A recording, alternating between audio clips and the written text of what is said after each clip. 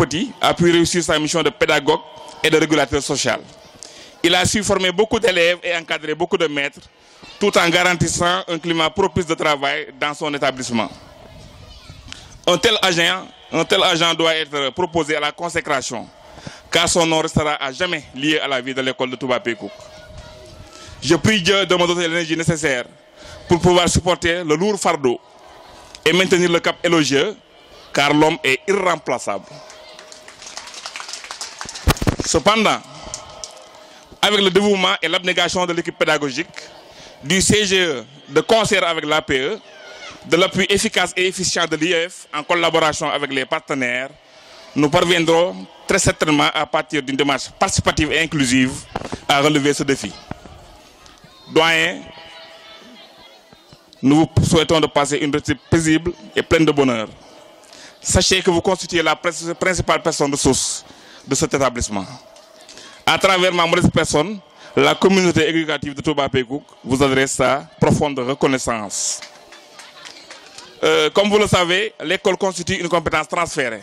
Le pouvoir de conception est exercé par les collectivités locales qui doivent appuyer l'école dans le cadre de la prise en charge de ses besoins, notamment en fourniture scolaire et en quantité suffisante. L'éducation est un secteur géré par l'État et son rôle régalien d'investir dans ce terreau est indéniable. Aussi savons-nous tous que l'État ne peut tout accomplir. C'est pourquoi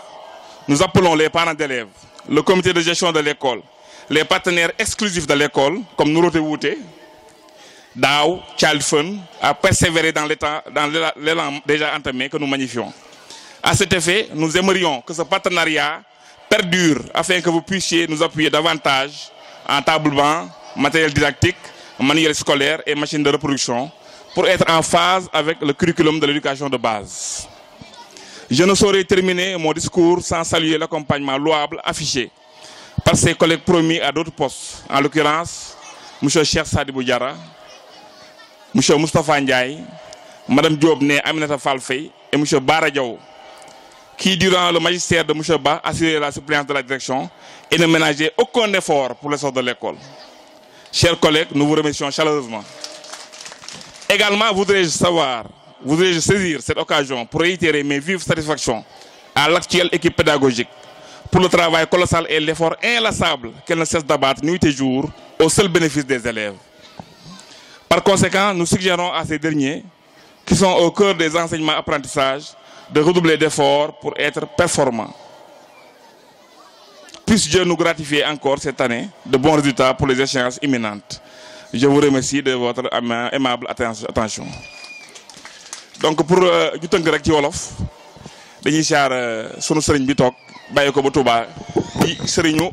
Mamadou Ba bi ñuy defal feet ñu ngi koy siyaar bu baax sëñ Jili Mbàkke mu sëñ Cheikhouna mu sëñ Abdoulahat Mbàkke yal na yàlla dolli leeram ñu ngi koy siyaar bu baax di ko jox wàccuwaayam di siyaar képp ku fi teew monsieur l'inspecteur Galaye Dieng ñu ngi lay siyaar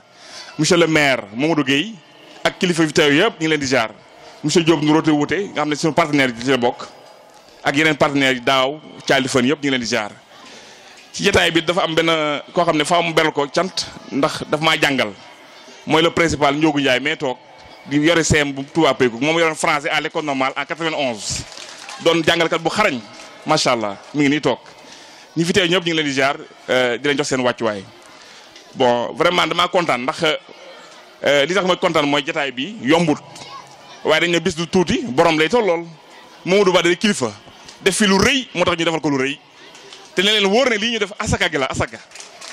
suñu yéenee ëpp na lii fuuf suñu yéenee ëpp na lii asaka dong la ñu def di ko defal moom Mamadou Ba di ko ci sant di ko ci gërëm di ko ñaanal nag noppaloom dàq ba mu nekkee en activité loolu lañ koy ñaanal ci barke borom Touba ndax borom Touba la yaakaar te di koy liggéeyal ndax Mamadou Ba non seulement liggéey na fii lu rëy ndax fanweeri at ak ñaar nga def ko ci bërëb dafa liggéey doon jàngalekat ba doon directeur d'école jóge ca doon ci dëkk bi jëwriñ Xaadimu Rasuul loolu yombut donc dañ koy ñaan suñu borom lafal ko cat te may ko wér ak fan wu gudd képp koo xam ne teew na fi nag ñu ngi lay jaar di la baluwaax ci coono bi ndax jotaay bi yàgg na li ma leen di ñaan rek mooy man mi nga xam ne maay soog a ñëw te am sasu rëy maa bëgg yéen ñëpp ngeen jàpp ci pour mu oyof tooy ndax Mamadou Ba mii kat du neexatu wuutu de ndax liggéey na fi loo xam ne yombut waaye daal maa ngi sàkku ci yéen ak ñaan ak jàppale dama ñëpp jàppale bu ko defee liggéey bi oyof tooy ñii ma nekkal nag mooy Baye Fall yi ak Yaay Fall yi ñoom maa leen sant leen gërëm seen taxawaay rafet na ñu jàmbaar lañu ndax damaa ñëw fekk Mamadou Ba def fi lu rëy maanaam damaa ñëw fekk mu nooy nepp xam nga boo ñëwee ci bërëb fekk mu nooy nepp maanaam doo am benn jaaxle wax dëgg yàlla ñii ma nekkal ñëpp ñoom Ndiaga Fall ak monsieur Thiam sama adjoint direct ak pour ne citer que cela ñi ngi may jàppale ci liggéey bi jàppale bu wér man ne fekk ma bañ fee ne doo ko sentir sax ndax lépp man ne fekk ma bañ fee ne ñoom ñu ngi liggéey ce sont des gens responsables dévoués à la tâche vraiment maa ngi leen sant di leen ñaanal di bañ a guddal kaddu gi di ñaan daal képp ku fi teew yal na suñu borom effacer say bàkkaar defal la nag lu kawe sa njort bi jaay Seydina Muhammad sallallahu alayhi wa sallam barke borom Touba. am na ñu nga xamante ne xel mën na leen a daj te bis bi ginnaaw daa am ñu nga xamante ne particulièrement ñoom lañ ko jagaleel bu en l'occurrence monsieur Mamadou Ba di directeur bi di monsieur Bara Diaw monsieur Cheikh Sadibou Diarra ak suñu soxna si suñu jigéen bi madame Diop en tout cas ñooñu dañu bëggoon rek ginnaaw sëñ Diaw ak sëñ Diarra am nañ seen kàddu ñu daal leen di jox kàddu gi ñoom ñu def xëy na seen témoignage bu ndaw su ko defee wala ñoo dugg ci témoignage bi ndax dañoo bëgg jox sëriñ bi après mu jël kàddu te bëggoon nañu balaa sëriñ bi jël kàddu xëy na yéen seen témoignage ñu mën ci jot ak monsieur l'inspecteur kan aussi yaakaar naa ne bi ci mënee sànni kàddu tamit di ci àq dara ñoom ñi nga xamante ne c'est la génération de 2001 ñoom ñoo fi jiitoo 1 an ñoo ma dalal lu may ñëw fii kon ñooñu vraiment lu nekk ci école bi tey mën nañu wax ne ngir yàlla ak ñoom seen taxawaay bokk na ndax bi ñu ñëw ci école bi ñëpp xamoon nañ ne école bi amoon na beneen taxawaay wante bu ñu ñëwee dañoo futteeku ànd ak ñi fi nekk di tabax ba tey jii képp ku ñëw ci école bi kat naw ñi fi nekk naw ñi nga xamante ne ñoo fi nekk di liggéey ak élèves kon ñooñu buñ ko amee tey jii danañu wax grâce à ces voyants là yàlla na leen yàlla gën a defal promotion ak monsieur Medoune Diop ancien vice PCR nekkoon ci école bi tamit daaw jëge lëf jóge moom tam dem dëkkam ñoom ñëpp wax dëgg yàlla ñu amoon taxawaay lañ ci école monsieur Ndari Diop di ingénieur di le départemental de l'élevage à Mbacké ñu ngi fii teew moom tamit génération 2001 bi ci la bokkoon ci école bi donc nous allons donner la parole à monsieur Diaw. ñu ngi nuyu ñëpp ci seen tur ak seen sant seen nuyoo bi ci chef de village Baye Mor Ciss di nuyu le maire de la commune de Fandène monsieur Mamadou Guèye di nuyu imam di nuyu notable yi fi nekk di nuyu jàngalekat yi équipe pédagogique bi à la tête de laquelle monsieur Diouf di nuyu parents d'élèves yi ak élèves yi di wax ne waa Pekouk namoon naa leen lool ndax man fii mooy sama école def naa feneen maa ngi feneen wante fii mooy sama école sama xol fii la nekk donc maa ngi am mbégte li ma monsieur Fall def loo sax xaw na diis tuuti xëj na su ko suma frère et ami inspecteur Moustapha defoon moo may gënal wala suma rakk suma mag Souleymane wala Nderi Diop wala doyen Mamour Ndiaye suma grand frère suma xarit xëy na rek lii mënuma ko fekke te duma ci sàddi ay kàddu wante man daanaka lii defaluñ ma ko Mamadou Ba lañ koy defal bu ma sañoon sax dañ may boole ci comité d'organisation bi parce que loolu moo nekkoon suma yéene bi ma fi nekkee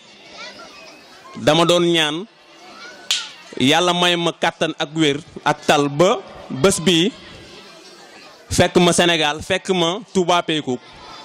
ñuy feete doyen Mamadou Ba ma fekke ko wax ci sumay témoignage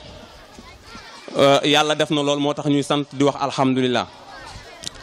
wax ci Mamadou Ba nag vraiment comme ni ñu ko waxee jafe na jafewul parce que tool bu yaatu la xëj na rek dañ ci am luñ ci jukki ñeneen ñi bu ñëwee wax ci leneen tey jii sax mënoon nañu wax ci bañ a wax ci man mënoon nañ bañ a wax ci monsieur Diarra mënoon nañ bañ a wax ci Aminata Fall Faye madame Diop donte sax ñëpp am nañ mérite waaye bu ñu waree wax ci ñun li tax ñuy wax ci ñun moom mii moo ko def ci ñun bu fekkoon ne am na nu mu mel xëj na ñun duñ fi toog ba mën fee liggéey ba tey jii ñu ñuy woo duñu fete donc lépp dañ ko koy delloo Mamadou Ba nag 15 ans lañ def man ak moom 15 ans yooyu dafa rëy boo xam ne liñ ci mën a wax rek mooy jàpp nañ ne ab taalibe la loolu moom kenn du ko werant jàpp nañ ne tamit ku fonk doomu aadama la man xam naa ci lu bari jàpp nañ ne tamit ku xam administration te respecté ko la man xam naa ci dara ndax doyen boo ko xamul sax ci école bi boo moytuwul di nga dem ba jéppi ko ndax daje yi muy def bés bu ne mi ngi daje léeg-léeg sax nga xaw a tayal tuuti xaw a nelaw mu yëngal la loolu yëpp pour échanger la pour partager moom loolu moo ko ñor musul yëkkati dara ci école bi di ko jëfee te amul lum ci waxtaan ba laaj xalaatu ñëpp loolu moom mën nañ ko seedeel ku bëgg administration la parce que man li ma gën a yéeme ci moom mooy ne en général kuy dem retraite da ngay faral di ko wax naan man damay dem retraite mënatuma liggéey talatuma lii waaye Mamadou musuloo xam ne sax kii day dem retraite bés bu ne mi ngi am ay initiative maanaam mi ngi indi ay projet mi ngi taxawal pour école bi jëm kanam loolu moom aussi mën nañ ko seedeel beneen seede bi mooy fonk gim fonk doomu aadama ndax moom mage na ma lu ëpp xam naa ni 25 ans wante daf ko daan faral bu toogee ba xelam nekk ci man mu ñëw seet si ma fii parce que fii laa logé woon ñëw samedi wala guddi ñu waxtaan bu ñu sonnee génne suñu basang lal ko fii bu ñu jullee ma génneel ko ngegenaay ñu tëdd fii di waxtaan loolu ku oyof rek moo ko man donte sama directeur la woon loolu dund naa ko ak moom ku mën a gérer nit la man ku ma xam-xam ne des fois dama doon tàng tuuti wante da daan toog ba guddi mu envoyé ma message na ma Diaw je t'encourage na nga muñ dina baax muñal rek dina jeex loolu dëgg la parce que tey jii gis nga dem na man maa ngi ci yeneen loolu xam nit moo tax leneen li nga xam ne bëgg naa ko ci wax mooy xëj na ñu bëri sax foogoon nañu ne dañ doon wax non monsieur Diaw xëj na école ba moo koy diriger déedéet dafa fekk ne rek dafa mën a yaatal te bëggul ku ko mere mais ku xam administration la parce que des fois man sax dama daan jàdd wante daf may delloosi won ma ne mbir mi nii la defal nii cofeelam ci man nag dafa rëy maa ngi fàttaliku bi may demander ren daf ma woo ne ma dama bëgg nga demander direction bi boobu sax xam na ne mes chances étaient maigres pour ma gagner direction bi